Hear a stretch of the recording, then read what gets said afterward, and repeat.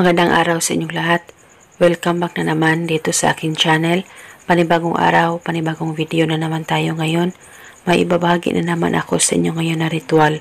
Ito ay simpleng gabay at simpleng pamamaraan.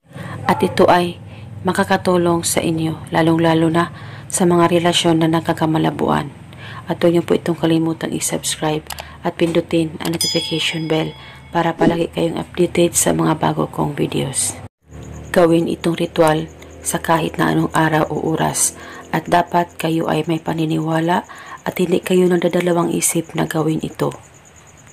Ang gagawin mo lamang mga kabuenas ay kumuha ka lamang ng papel at panulat at puting kandila at ang gagawin mo lamang dito ay isulat mo sa papel ang pangalan at apelyido ng partner mo ng isang beses at pagkatapos ay sindihan mo ang kandila.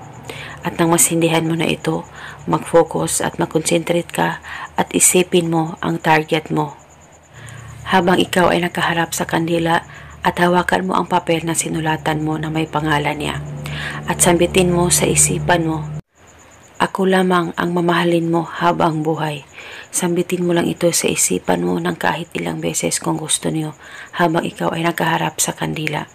At pagkatapos mo ng sambitin ito, ay tupiin mo ang papel ng kahit ilang tupi at pagkatapos ay ilagay mo ito sa bag mo, sa wallet mo o di kaya sa damitan mo at itago mo ito hanggang kailan mo gusto. Tiyak ikaw lang ang pagkakamahalin ng partner mo at pagkatapos ay pwede mo nang ihipan ang kandila at ang natirang kandila ay itago mo ito dahil magagamit mo pa ito sa susunod mong ritual. Gawin itong ritual sa kahit na anong araw o oras. At kung may katanungan po kayo, mag-comment lang po kayo sa baba. At ito muna sa ngayon. Maraming salamat po sa panonood. Hanggang sa susunod ko pong video. May God bless.